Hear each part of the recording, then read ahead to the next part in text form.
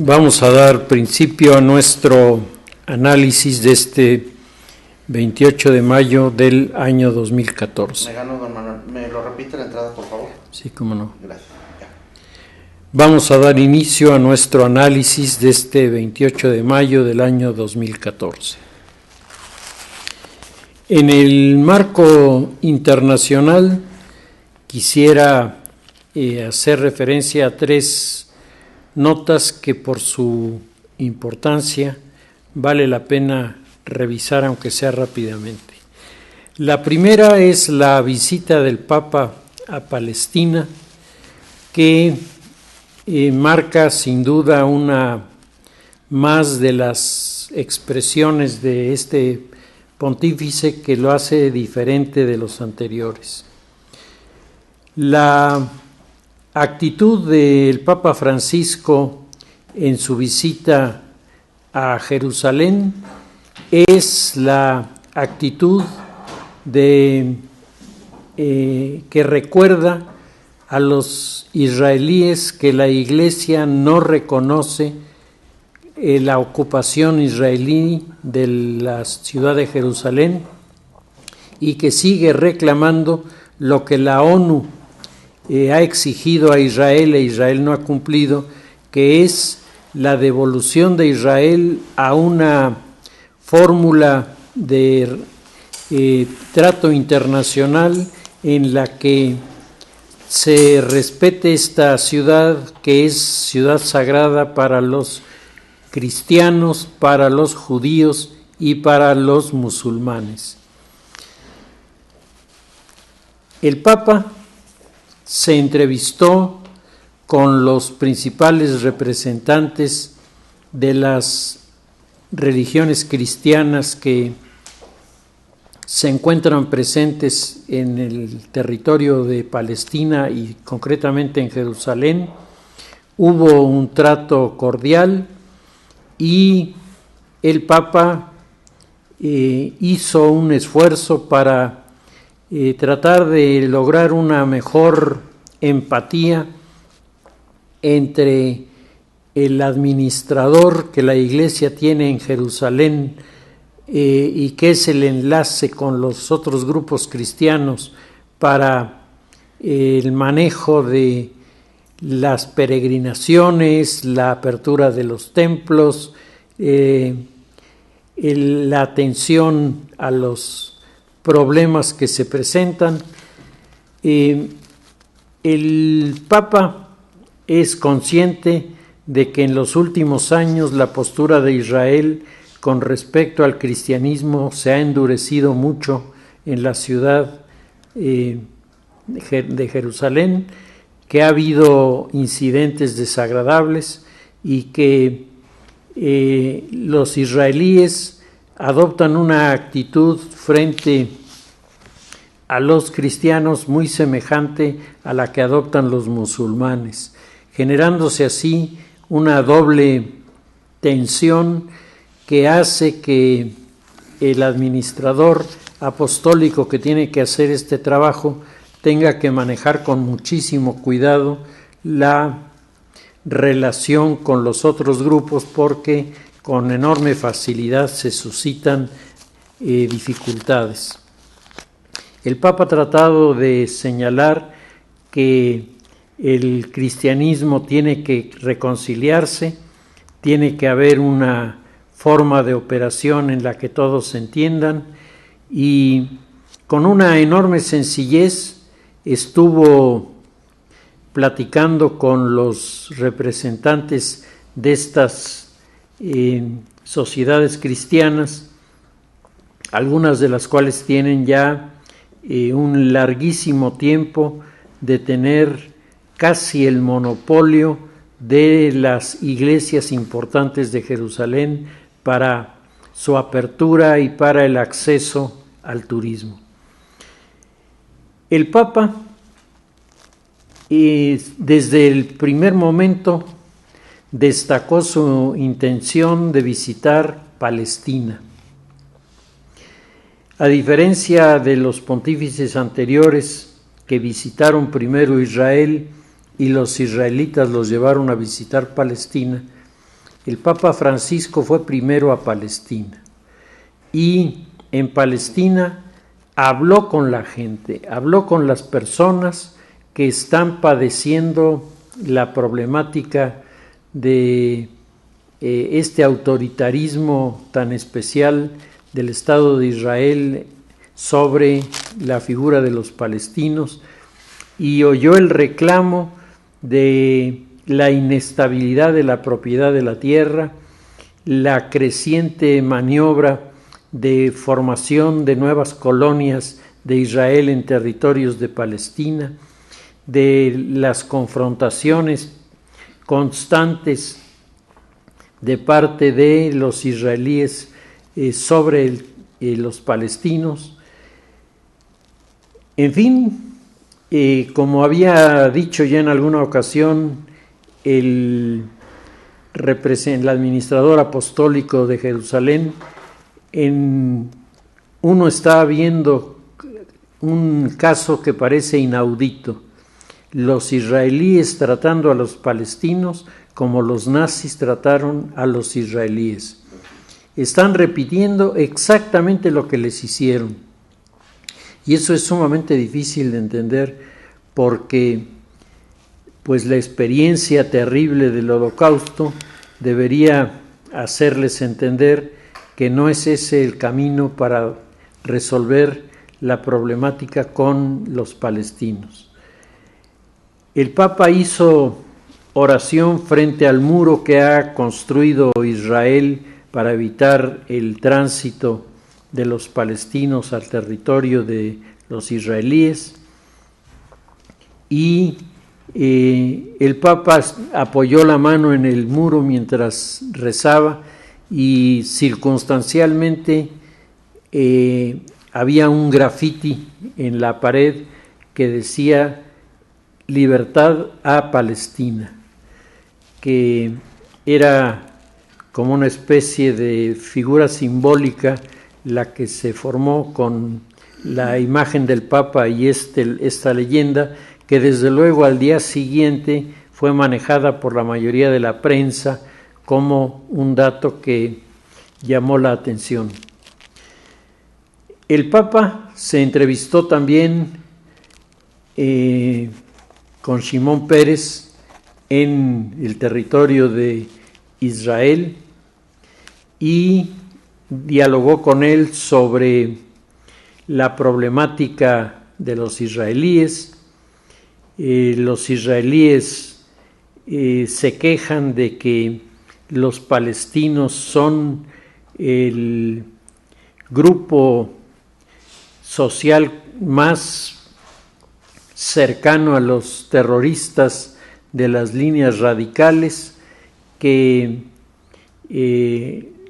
ellos expresan su explicación de su comportamiento en la vinculación tan cercana de los palestinos con los grupos terroristas, y ahí se crea una situación que es una especie de círculo interminable. Los israelíes tratan mal a los palestinos, que por eso se acercan a los guerrilleros, que son los que golpean a los israelíes, por lo que los israelíes maltratan a los palestinos. Y entonces es el cuento de nunca acabar. Es una circunstancia verdaderamente difícil y comprometida. El Papa no apuntó ninguna solución. El Papa lo que dijo es que invitaba al presidente palestino Abbas e invitaba al dirigente israelí Shimon Peres a que participaran con él en Roma, en el Vaticano, en una reunión para que hicieran oración. Los dos convocados dijeron que estarían dispuestos a asistir, y esto es también un antecedente importante de acercamiento de la Iglesia al escenario del Medio Oriente, en donde la situación de confrontaciones y tensiones ha venido aumentando en los últimos tiempos. El Papa, después de tener estas entrevistas, va a reunirse con los franciscanos y tiene con los franciscanos una comida muy sencilla, muy simple, pero lo más interesante es que el Papa dejó con la comida a los legionarios que le habían invitado a que participara con ellos en las muy lujosas instalaciones que tienen los legionarios en Jerusalén. Tienen una casa especialmente agradable. El Papa se excusó y se fue a comer con los franciscanos. El superior de los franciscanos, su único comentario fue: es que a mí me avisaron en la mañana que iba a haber comida y hace una hora me avisaron que era el Papa el que venía a comer. Entonces fue uno de los gestos muy espontáneos de el Papa, que estuvo platicando con los franciscanos en una muy cálida recepción que recibió de los mismos, particularmente de los jóvenes franciscanos, que le aplaudieron mucho cuando él llegó y cuando él salió. En el viaje de regreso, el Papa concede una entrevista a los periodistas que van con él. Y a mí me parece que aquí hay uno de los asuntos más interesantes.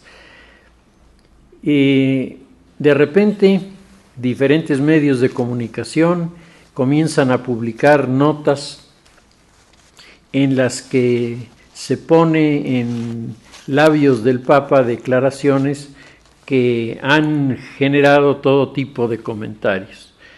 Y sobre eso me parece que vale la pena oír las respuestas del Papa a las preguntas que se le hicieron, porque solo entonces entendemos qué cosa quiso contestar y lo que se está malinterpretando. Le preguntan: quiero saber si ha habido casos concretos de acercamiento con otras iglesias. Por ejemplo, si cree que la Iglesia Católica puede aprender algo de la Iglesia Ortodoxa, como por ejemplo en el caso de los curas casados, un asunto que se ha puesto de actualidad tras la carta que usted ha recibido de 26 mujeres enamoradas de sacerdotes. Esta es la pregunta del periodista. El periodista lo que le está diciendo es: la Iglesia puede aprender de la Iglesia Ortodoxa la figura de los sacerdotes casados. Contesta el Papa: la Iglesia Católica tiene curas casados. Los católicos griegos, los católicos coptos, hoy en el rito oriental, pero no se debate sobre un dogma, sino sobre una regla de vida que yo aprecio mucho y que es un don para la Iglesia. Al no ser un dogma de fe, siempre está la puerta abierta. Pero en este momento no hemos hablado de esto con el patriarca Bartolomé porque es secundario. Hemos hablado de que la unidad se hace en la calle, haciendo camino. Nosotros jamás podremos llegar a la unidad en un congreso de teología. Hay que caminar juntos, rezar juntos y trabajar juntos. Esto es lo que contesta el Papa, y las versiones que aparecen en los medios van en el sentido de que el Papa está pensando manejar en el sínodo el asunto de los sacerdotes casados y sobre todo del celibato sacerdotal. El Papa no dice eso en su respuesta. Dice que la puerta está abierta, pero en este momento no hemos hablado sobre el particular porque es secundario, es decir, no lo considera en la agenda un elemento prioritario. Le cuestionan sobre el tema de Corea del Sur y de China, y entonces él dice que el problema del mundo asiático es la falta de libertad para practicar la religión, pero esto no es privativo de los países asiáticos. Se da en otros países del mundo. La libertad religiosa es algo que no todos los países tienen. Hay mártires, dice el Papa, hay mártires hoy, mártires cristianos, católicos y no católicos. Hay lugares donde no puedes llevar un crucifijo o leer la Biblia, donde no puedes enseñar el catecismo. Hoy yo creo, si no me equivoco, que hay más mártires que en los primeros tiempos de la Iglesia. Y le preguntan, si en un día muy lejano se siente sin fuerzas suficientes, ¿haría la misma elección de su predecesor renunciando al pontificado? Esta es otra de las preguntas que han sido muy manejadas por los medios. Entonces, dice el Papa, haré lo que el Señor me diga que debo hacer, rezar y buscar la voluntad de Dios. Creo que Benedicto XVI no es un caso único. Ha sucedido que no tenía las fuerzas y honestamente un hombre de fe, humilde, ha tomado esta decisión. Creo que él es una institución. Hace 70 años no existían los obispos eméritos. Ahora hay muchos. ¿Qué pasará con los papas eméritos? Creo que debemos mirar como institución que él abrió una puerta a la de los papas eméritos. Si habrá más, lo sabe Dios, pero esa puerta está abierta. Creo que un obispo de Roma que se siente que bajan sus fuerzas debe hacerse las mismas preguntas que se hizo el Papa Benedicto. Entonces, no está diciendo que él lo va a hacer como algunos medios han estado manejando. Él, por el contrario, dice, solo Dios sabe qué cosa pasará, pero la puerta está abierta. Le preguntan sobre la causa del Papa Pío XII de beatificación. Dice, me he informado y no hay ningún milagro. Hace falta un milagro para seguir adelante. Debemos esperar cómo va la realidad de esa causa. La verdad es que no hay milagro y hace falta uno para la beatificación. Le preguntan sobre si él es un líder político que hable expectativas para los acercamientos entre Israel y Palestina. ¿No cree que está bien abriendo demasiados frentes y demasiadas expectativas? Y él contesta, el encuentro en el Vaticano será un encuentro de oración. Rezar juntos sin entrar en discusiones. Habrá un rabino, un musulmán y yo. He pedido al custodio de Tierra Santa organizar las cosas prácticas. Y le agradezco la pregunta sobre los divorciados, le dice. El sínodo será sobre la familia, sus problemas, sobre la riqueza de la familia y su situación actual. La presentación preliminar que hizo el cardenal Casper tenía 5 capítulos, 4 sobre las cosas bonitas de la familia, desde el aspecto teológico, los problemas familiares, el problema pastoral, hasta las separaciones, la nulidad matrimonial, los divorciados y el problema de la comunión. A mí no me ha gustado que tantas personas, incluso en la Iglesia, hablasen de comunión a los divorciados como si todo se redujese a la casuística. Sabemos que hay una crisis de la familia. Los jóvenes no quieren casarse o no se casan, conviven. Yo no querría que entrásemos en la casuística, lo que se puede o lo que no se puede hacer. Por eso agradezco tanto esta pregunta. El problema pastoral de la familia es muy amplio y no se debe deshojar caso a caso.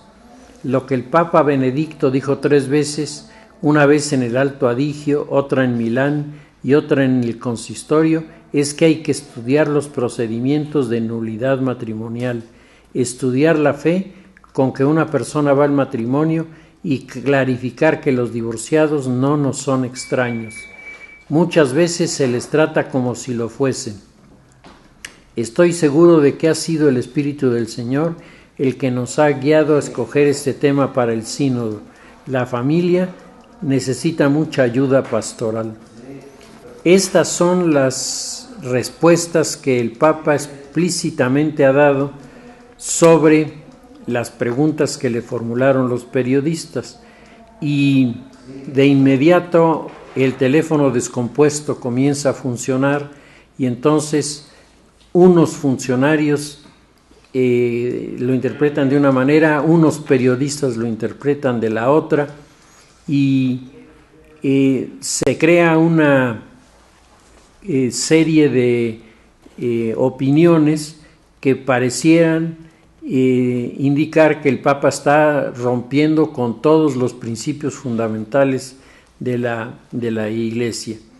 Y los sectores más radicales del ala progresista y del ala integrista inmediatamente brincan y reclaman y dicen: los progresistas que al Papa le falta la decisión para convertir en realidad lo que está diciendo, y los integristas que el Papa está a punto de destruir a la Iglesia por las cosas que suceden, cuando las respuestas apuntan realmente en un sentido totalmente diferente.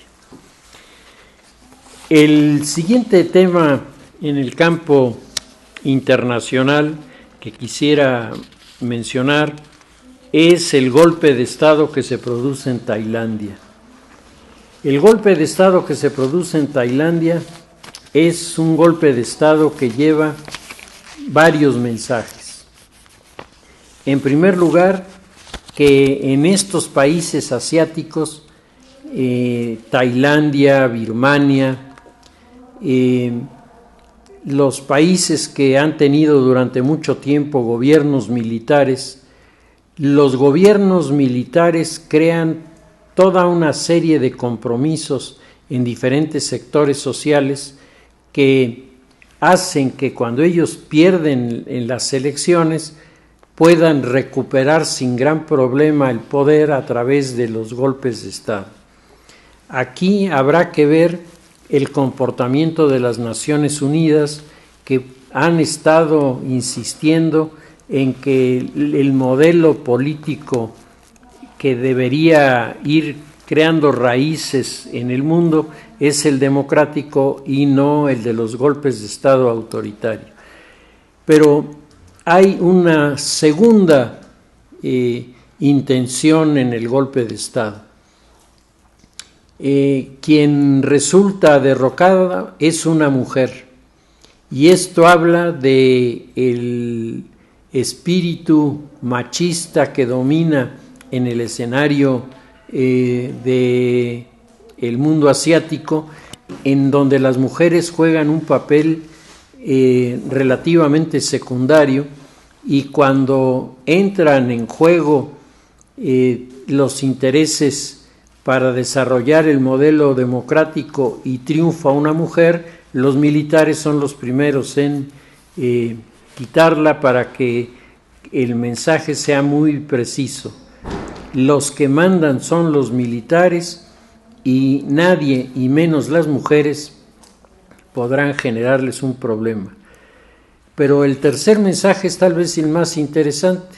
Resulta que Tailandia es una monarquía constitucional representativa.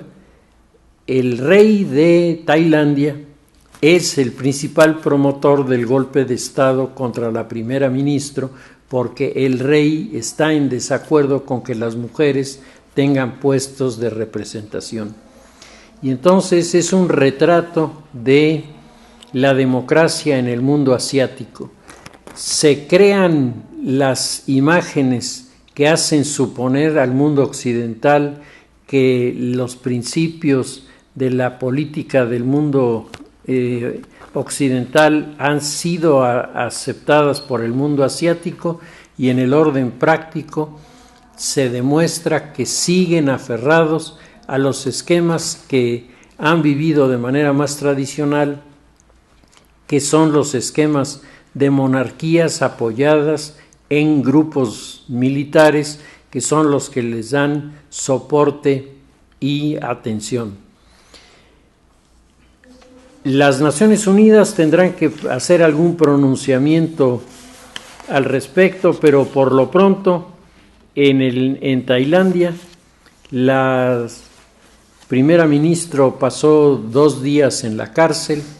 A los 2 días ha sido puesta en libertad, pero con arresto domiciliario.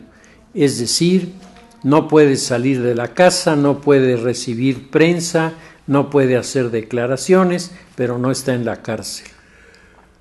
Esto es, digamos, resultado de las presiones del mundo internacional, sobre todo los países occidentales que reclaman en las Naciones Unidas este tipo de situaciones, y entonces Tailandia, para aminorar las críticas, la ponen en arresto domiciliario en lugar de tenerla en la cárcel, pero desde luego sin ninguno de sus derechos y sin el reconocimiento de un triunfo electoral que además fue bastante importante en número de votos, cuando esta mujer ganó apenas hace unos 2 meses.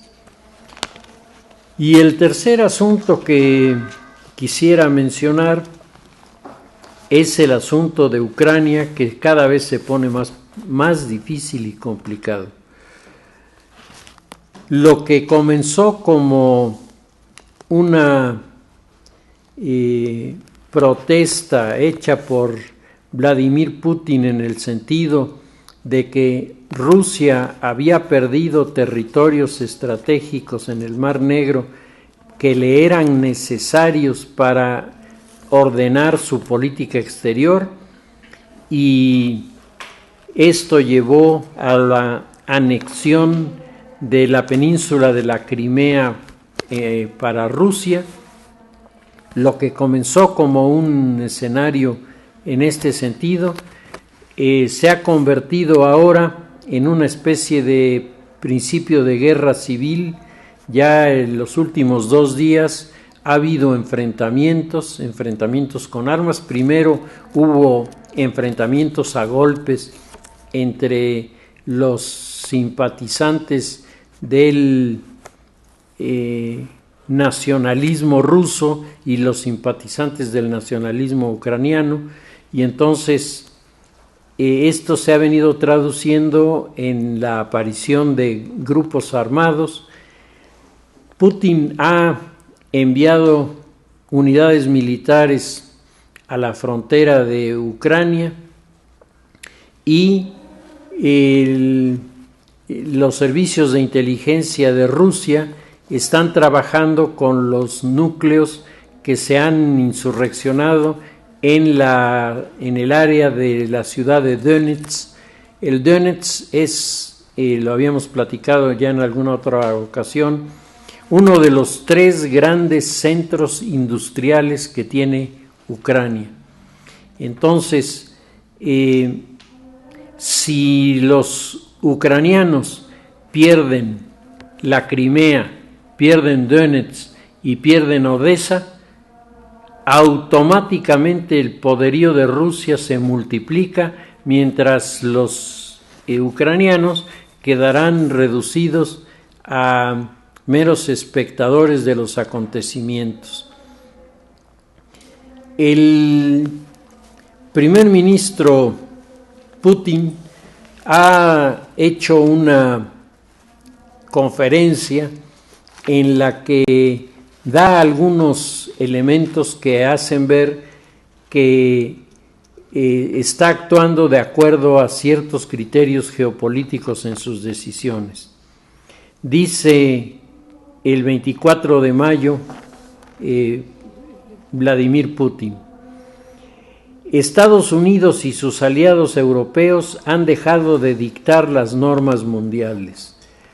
Lo que dice Moisés Naim, el poder ya no es lo que era, dice Naim, el poder internacional ya no es lo que era. Estados Unidos ya no juega un rol importante como lo tenía en el pasado.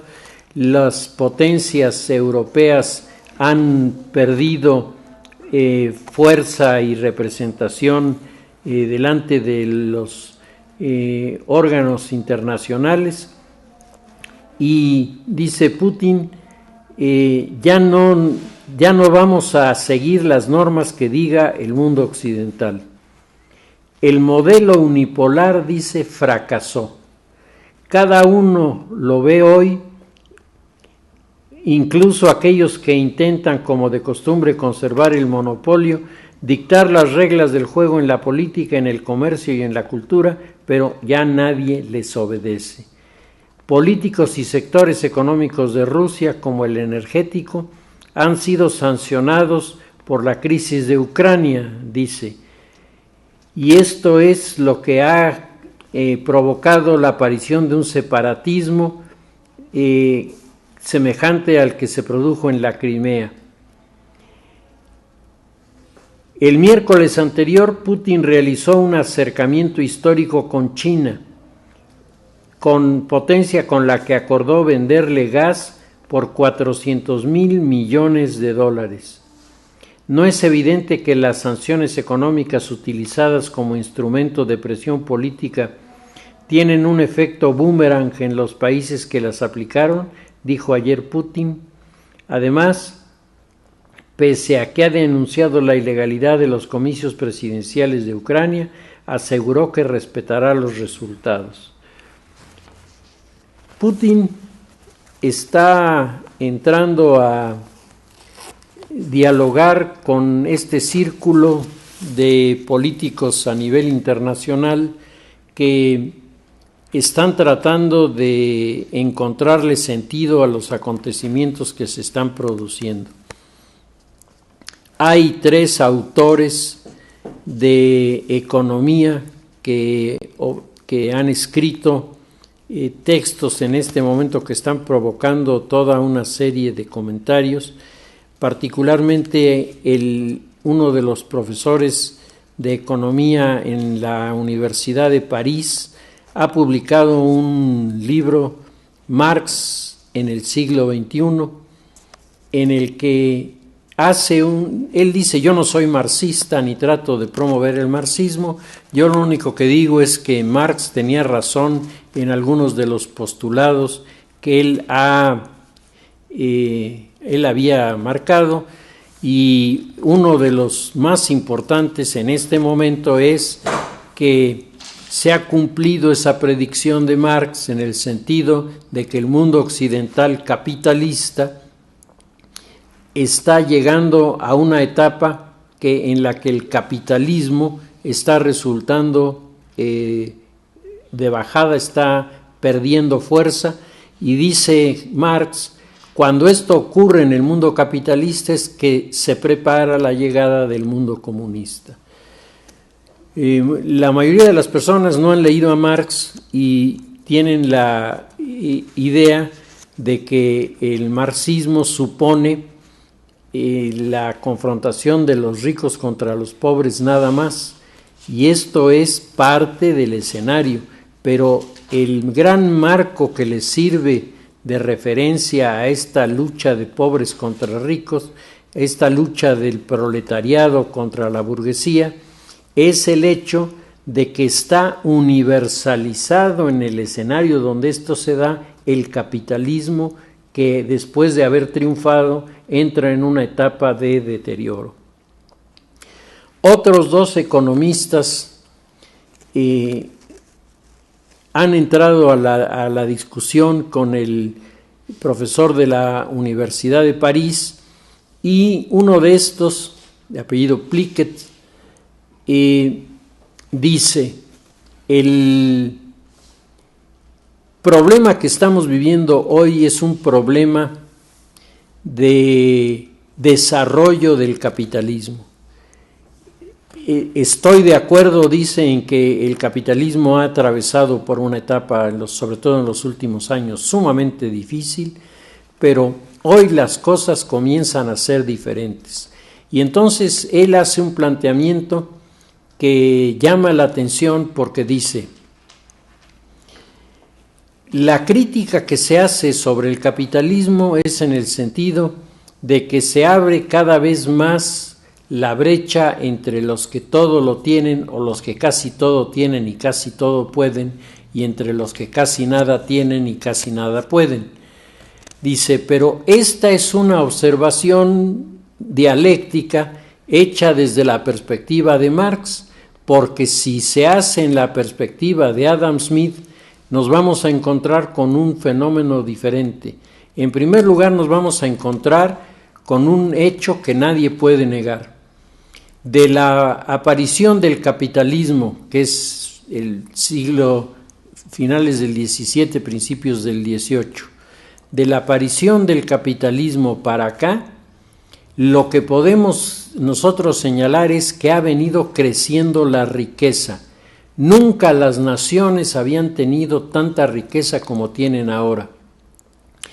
En los países antes del siglo XVII era imposible medir cuánto era el Producto Interno Bruto de alguno de estos países, cómo se distribuía el ingreso anual per cápita. Estas cosas ni siquiera se habían pensado. Tiene que venir el libro de La riqueza de las naciones de Adam Smith para cambiar totalmente la percepción de este fenómeno. Tienen que aparecer personalidades como Colbert en Francia, que crearon el primer intento de capitalismo en el mundo para que comiencen a producirse fenómenos que nos permiten decir que hoy hay un número de personas que tienen mucho y un número de personas que no tienen, pero esto lo sabemos por el capitalismo. Antes del capitalismo nadie sabía, dice, los pobres no existían. Dice, y no me refiero al hecho físico de que no estuvieran, no existían en el conocimiento de la gente no sabía que existían. Hoy las propias encuestas que el capitalismo hace nos señalan que ahí están los pobres, que aquí está la riqueza, y crean las posibilidades de establecer programas de ayuda, programas de atención, programas de productividad que eran impensables en la época anterior a la modernidad, en donde desde luego que había ricos y había pobres muy pobres y ricos muy ricos, pero nadie en primer lugar visualizaba este hecho y mucho menos lo tenía registrado en números como se tiene ahora. Por otra parte, es creciente el número de personas en el mundo capitalista que van teniendo cada vez oportunidad a poseer más bienes, a tener más recursos. Entonces, el modelo, si bien es cierto que tiene el defecto de concentrar excesivamente la riqueza en algunos grupos, estos grupos ya no son grupos pequeñitos como eran en un principio. Hoy los grupos que están recibiendo las ventajas del desarrollo del modelo capitalista son cada vez más en la sociedad, y aún en los lugares en donde las diferencias son muy marcadas, si uno le pregunta a las personas sobre su realidad en la economía, va a predominar en la sociedad la expectativa de que con todos los problemas que hay, con todas las dificultades, las cosas están mejor hoy que lo que estaban hace 20, 30 o 40 años. Son dos formas de manejar la interpretación de los hechos bastante diferentes. Putin está apuntando en el sentido de que el mundo occidental ha perdido su liderazgo, y de manera explícita está diciendo que el modelo unipolar que Estados Unidos manejaba en 1990, hoy es un fracaso. A Putin se le olvida que precisamente en la reunión de 1990 celebrada en Madrid de los geopolíticos que revisaron lo que acababa de ocurrir con el derrumbe del muro de Berlín, Zbigniew Brzezinski había dicho que el modelo unipolar era inviable, es decir, el geopolítico más identificado con este proyecto capitalista, etcétera, en Estados Unidos, decía: el modelo unipolar que muchos norteamericanos en ese momento comenzaban a decir, le ganamos a la Unión Soviética y por lo tanto somos los dirigentes del mundo. Brzezinski dijo, esa es una ilusión, eso es un espejismo que va a durar aproximadamente unos 10 años, de 10 a 15 años, y entre 10 y 15 años se va a agotar en forma definitiva, y al agotarse surgirá un nuevo modelo. Y entonces Brzezinski dijo, yo no sé cómo será ese modelo, pero me da la impresión, tengo la idea de que ese modelo será la aparición de diversos focos de crecimiento, de poder y de riqueza, archipiélagos de poder y de riqueza que surgirán y que ya no tendrán su relación con la economía de un país, con la economía de una región, sino se harán bloques en donde comenzarán a aparecer los sistemas nuevos de economía y política que vamos a conocer. Hoy la corriente dominante en la geopolítica señala que en un escenario de corto y mediano plazo, las ciudades, las megaciudades, las ciudades globalizadas serán las que asuman la dirección de los países en lo político, en lo económico, en lo cultural, y eso encaja con la teoría de Brzezinski porque nos explica qué cosa quería decir con esos archipiélagos, es decir, no será un país, no será una alianza de países, será alianza de ciudades, un poco, comentábamos en alguna ocasión, como la Liga Hanseática, que fue el primer modelo del desarrollo del comercio en un esquema capitalista que existió en el mundo a finales de la Edad Media, que fue el gran pionero de la transformación de las modalidades de la economía y fue el modelo que le abrió las puertas al surgimiento de los bancos y las instituciones financieras. Esto que surgió en la Edad Media está surgiendo hoy con las llamadas ciudades globalizadas, en donde estamos encontrando toda una serie de características que nos hablan del poderío que tienen.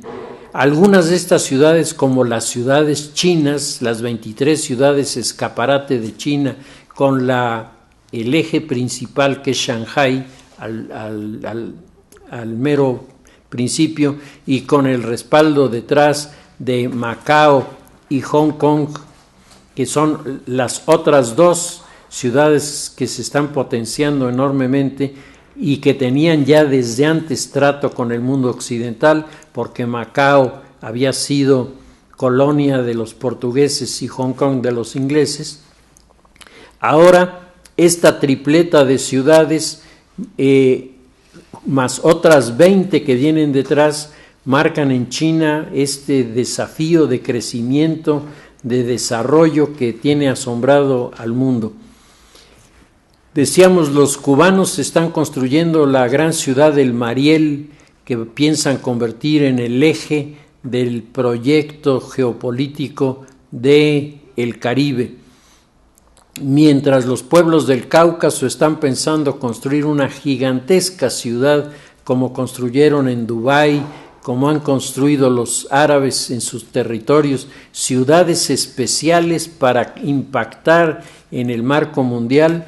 Los caucasianos están pensando en crear una ciudad junto a los pozos de Bakú y desde ahí irradiar en el comercio a través del mar Caspio con el interior del mundo asiático y desde luego con la conexión del Mediterráneo, creando un emporio de riqueza en este territorio en donde quiere incrustarse Putin como el eslabón que une el mundo de la Europa oriental con Europa occidental.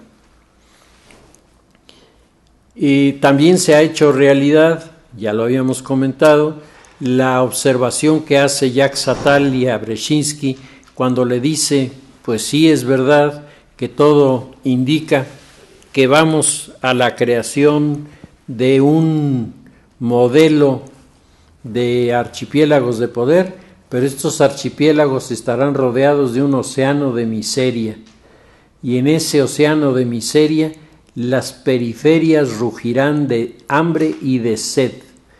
Bueno, en las revistas especializadas este fin de semana aparecieron artículos en donde hablan de conflictos que se están generando en África en este momento por el agua, es decir, la percepción de estos geopolíticos no es una percepción que ande del todo desencaminada. El escenario es un escenario cambiante y esto nos lleva a enlazarnos con el continente americano. Andrés Oppenheimer ha escrito un muy interesante artículo sobre el modelo chileno. Y entonces dice Andrés Oppenheimer, hace 11 años, cuando Michelle Bachelet llegó por primera vez al poder en Chile, el modelo político y económico que ella manejó resultó terriblemente exitoso, razón por la cual Michelle Bachelet fue llamada a una segunda etapa de gobierno. Pero a Michelle Bachelet hoy le está saliendo todo al revés. Dice, ¿qué ha pasado con esta mujer en los años transcurridos? ¿Qué ha sucedido? ¿Por qué se le están yendo las cosas de las manos? Y entonces dice, por varias razones. La primera es que Michelle Bachelet en su primer periodo de gobierno estuvo en alianza en lo que se llamaba el Grupo de la Concertación con Soledad Alvear, una de las figuras más importantes de la democracia cristiana, que establece una agenda de gobierno con Michelle Bachelet y en un modelo que está surgiendo en Chile y que a mí me da la impresión de que para allá va México, en donde las élites al interior de los partidos, no los partidos, sino las élites son las que hacen alianzas, y élites en los partidos hay varias, entonces unas élites pueden estar a favor y otras en contra. La élite demócrata cristiana estuvo en contra de Soledad Alvear, pero la élite de la Unión Democrática Internacional, la UDI, que también juega dentro del mismo sistema, estuvo a favor de Soledad Alvear, y entonces la socialdemocracia se apostó por Michelle Bachelet. La alianza de estos grupos creó un gobierno fuerte y un gobierno que respondió a las necesidades del pueblo chileno y por otra parte que pudo detener las maniobras de los grupos radicales de uno y de otro lado, precisamente porque la alianza de estas dos fuerzas era muy importante. Hoy, dice Andrés Oppenheimer, eso ya no existe. Dice, a Michelle Bachelet se le ha olvidado estudiar el escenario internacional. Michelle Bachelet no se ha dado cuenta, dice, por ejemplo, de que Chile ya no es en la economía la niña bonita de América del Sur. Eso se quedó en el pasado. Dice, cuando Michelle Bachelet llega, la economía chilena tenía un enorme atractivo porque a pesar de ser una economía muy pequeña, era una economía estable, era la única economía estable de la región. Pero hoy la economía colombiana está estable, la economía peruana está estable. Y esto hace que los inversionistas que se dan cuenta de que la dimensión de la economía colombiana, la dimensión de la economía peruana superan en mucho a Chile, estén fijando más su atención en estas otras dos economías que en la chilena, mientras Michelle Bachelet sigue esperando que el encanto de los viejos tiempos le lleve a su mesa a dialogar a los inversionistas que se están desplazando mucho más a los territorios como Perú y como Colombia.